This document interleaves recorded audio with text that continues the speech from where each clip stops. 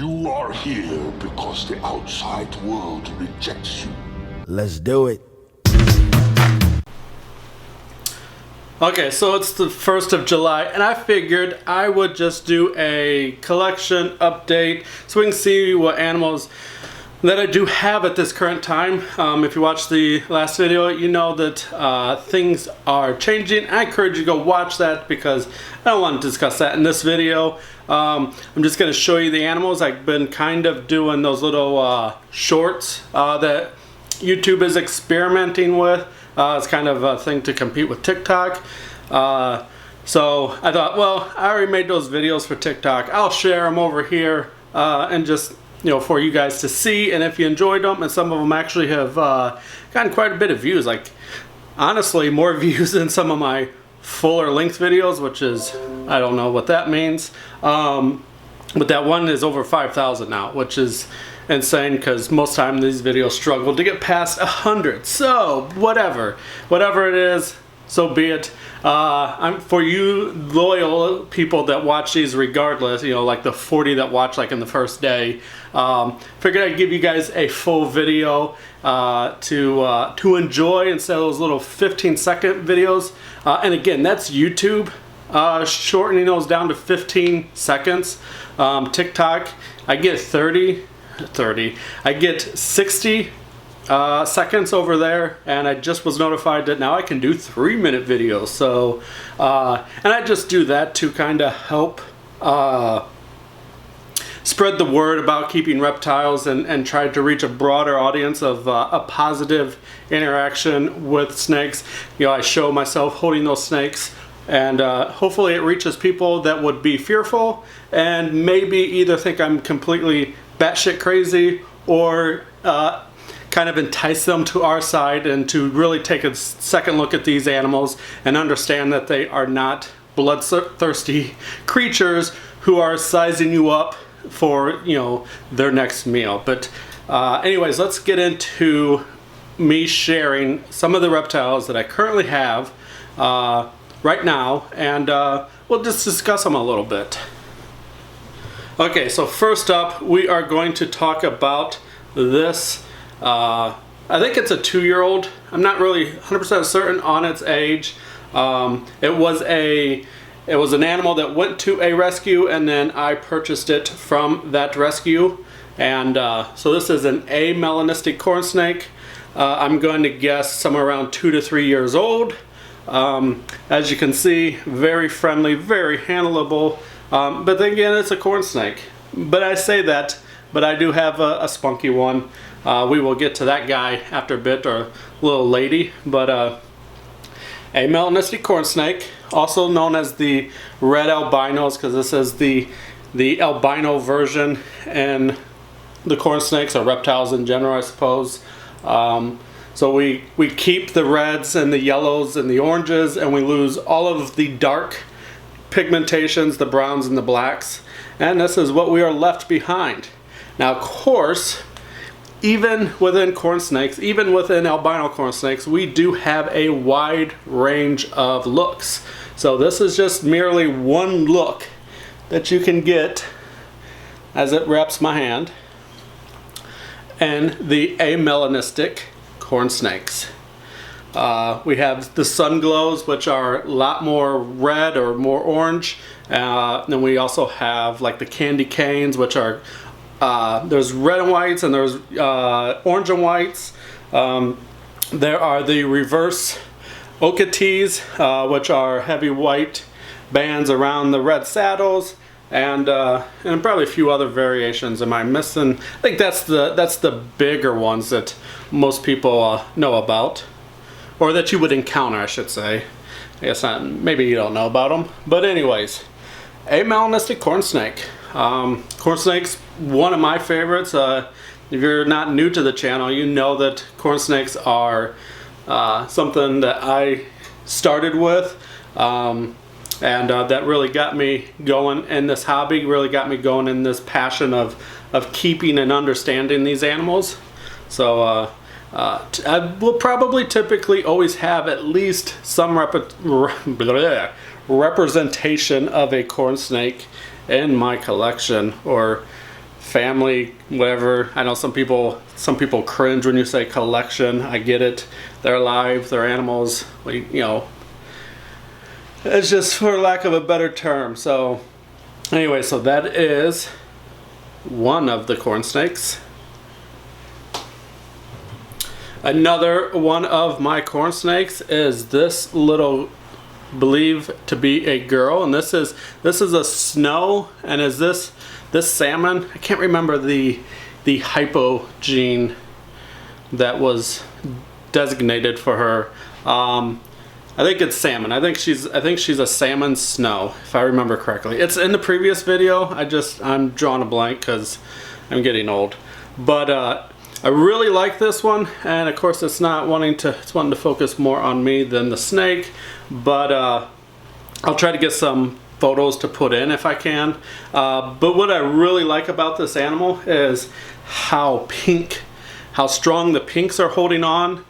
We do have a lot of yellow really starting to come in there around the neck and going down to about there, so about maybe a third or half of this animal's body. We're starting to get yellow on the perimeter there. If I put it over my face.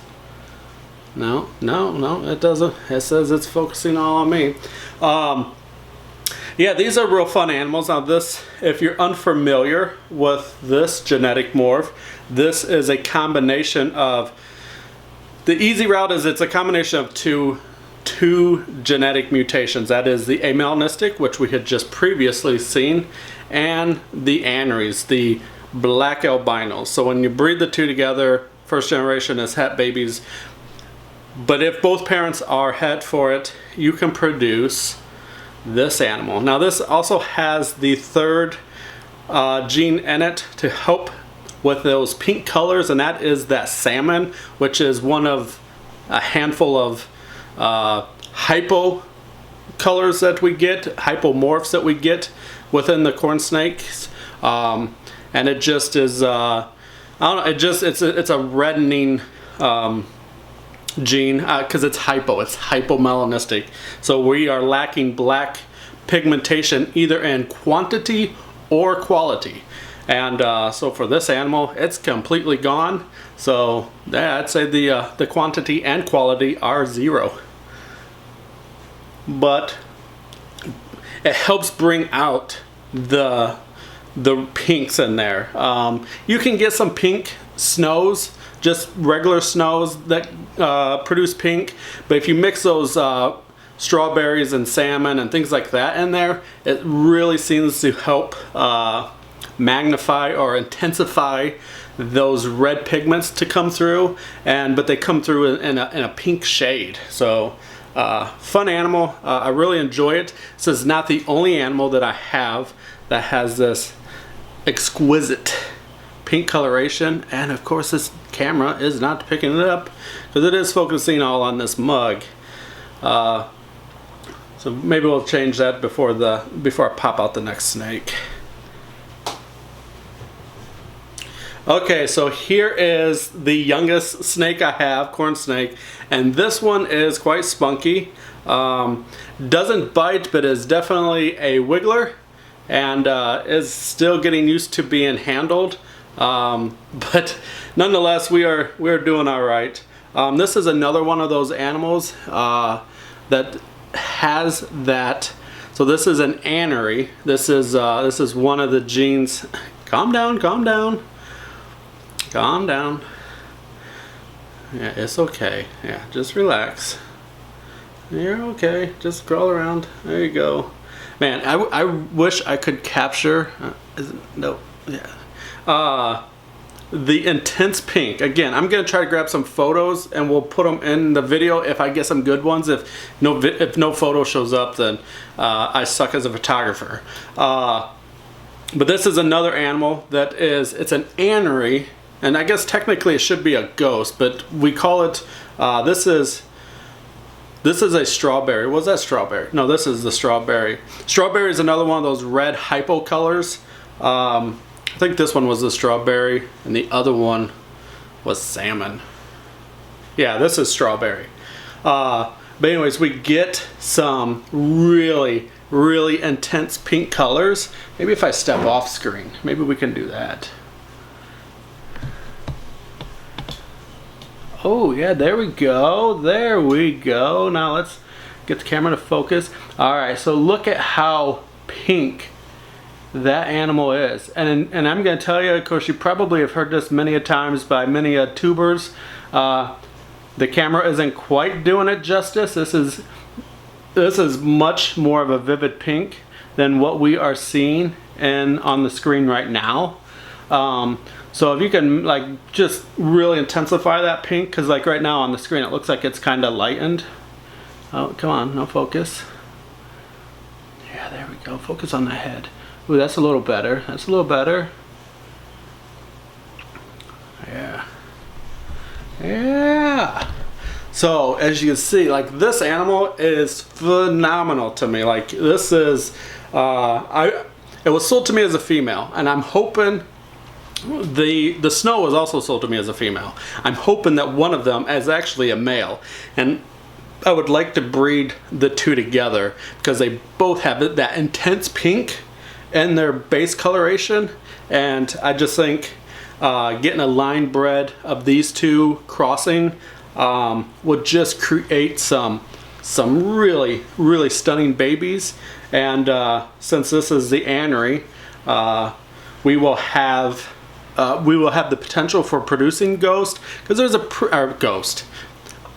snows, because there's a pretty good chance that this animal does have a melanistic in its genes. A male is a highly common mutation, a morph, so you pretty much always have it in some type of diluted het form in your animals. I mean, if you're going to bet money, that's one of the few that you would bet that it actually has it in there, even if you don't know.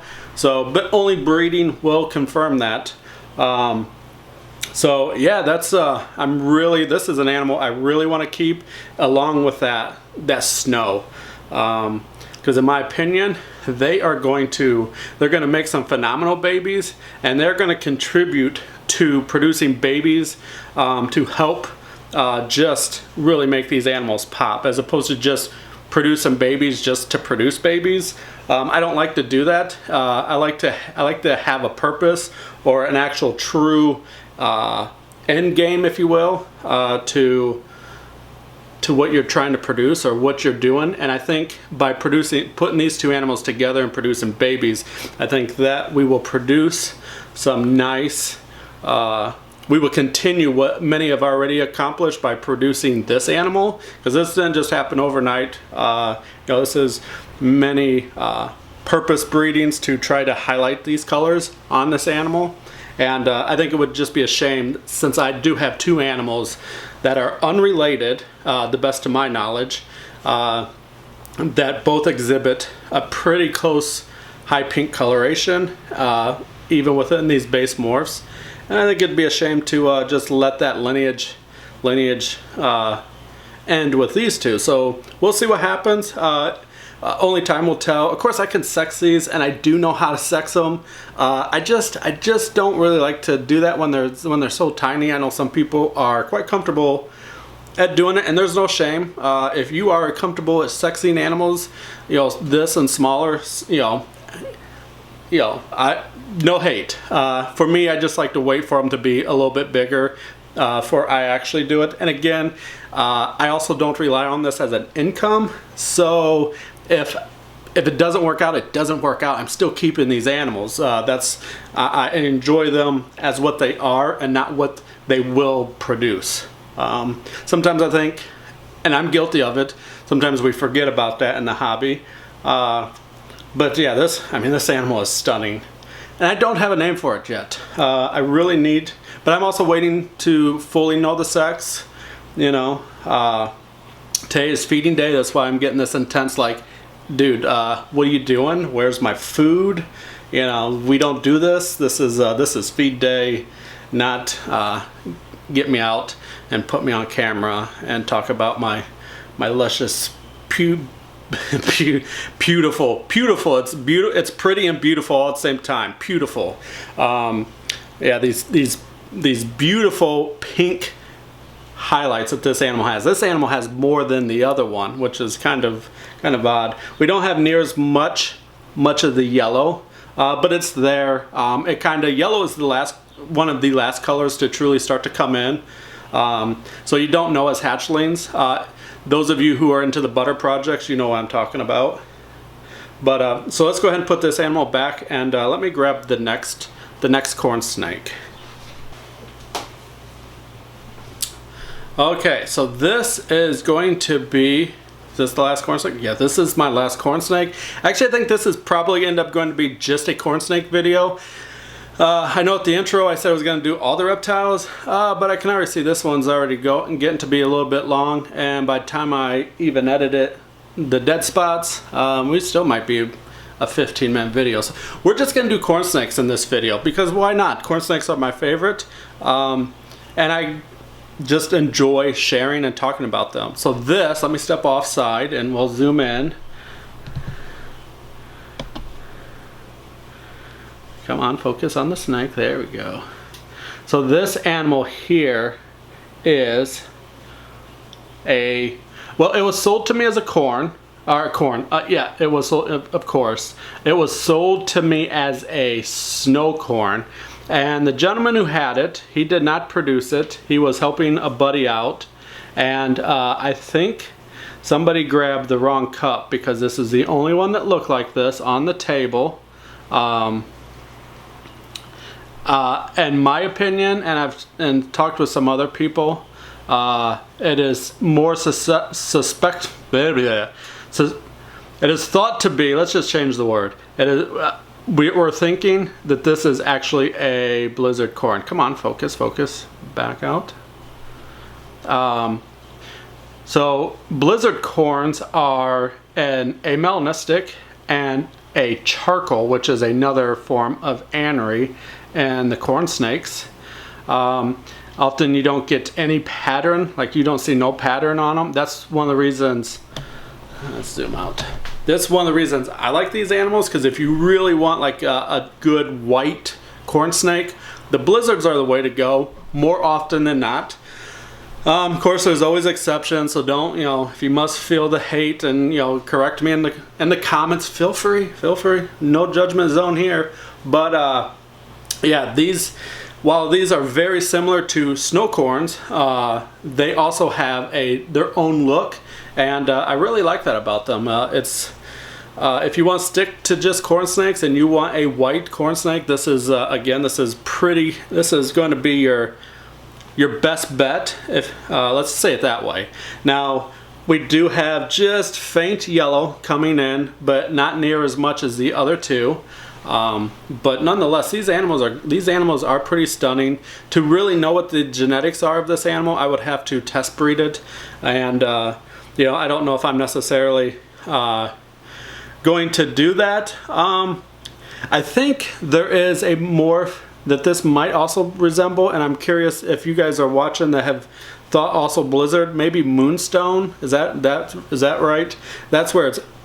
But again, it has charcoal anery and also charcoal anery and a melanistic, and maybe a hypo in there. I don't know. I'm kind of these more later morphs with these like 4 and 5 combos, I'm very bad on knowing the names as far as what we're calling them. But anyways, again, it was sold to me as a snow. I recognized it as not being a snow because it was on the table, and there were snows. The gentleman did have snows on the table.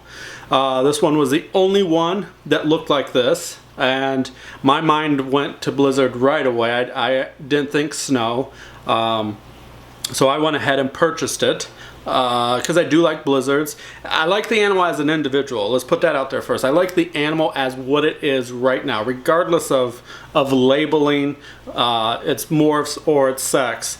I like this look. I wanted a stark white snake, and I knew that this was going to be my best bet to get there without going to like Texas rats or something, which are nothing wrong with those animals, but I want to stick with corn snakes for now. So anyways, I purchased it. Again, I think it was a miss probably put in the wrong cup. Maybe even one's supposed to even be brought to the show. Who knows? But a very beautiful animal. We got some nice pink coloration on top of the head, which is not uncommon for blizzards and such. But yeah, a very, very beautiful animal. It's like gonna be like a fine wine. Well, the last three are like fine wines. They're only gonna get better with time and gaining size, which is nice about corn snakes. Because some snakes are best, ball pythons, when they're babies, and then once they get full grown, they just look like blown up balloons, where like the red color on the balloon looks great, and then once you blow it up, the color is hugely diluted. And that's no hate. I'm just keeping it honest. That's some real tea, if you will. But corn snakes seem to, yes, they are very vivid as babies, but if you get the right morph combos, they also pop just as much as adults as they do with as they are babies. So now this isn't going to pop as far as bright colors, but this white color should be something, at least for me, something that's going to be pretty awesome. So yeah, that is the 4 corn snakes that I have, and my goal is to keep all of them for this next transition. The move to Florida. I'm hoping to be able to maintain and keep these animals. Really, I'm going to be renting, so that is the only real issue. But then again, these are corn snakes. They're native to Florida, so I don't really think it should be a problem. But hey, I am living up here in Ohio. I have no idea what I'm going to, the attitude or the misconception that I'm going to run into when I get down there.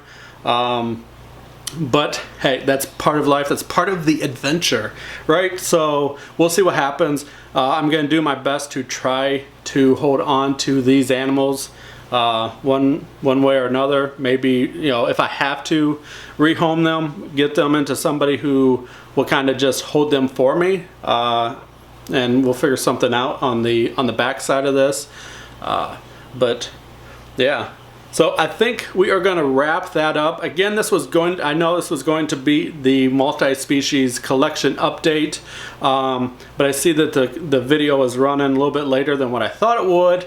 I thought I was going to struggle to get 10 minutes and show you everything. So, but I got talking about corn snakes, and they are my favorite. So I guess for now we'll just do this, because the only thing that you're really missing as a full collection is the cicada tortoise, which is a short for that, and then of course my green tree python up there. I've got a few leopard geckos, but I really don't want to show them, only because I am not probably not going to keep any of them, and if I do, I'm going to keep the one, which is also a short on this channel. So anyways, my camera's flashing. We are getting to the 25-minute mark, so I just want to say thank you for watching till the very end. You guys are awesome, and until next time, later. Shut up and sit down.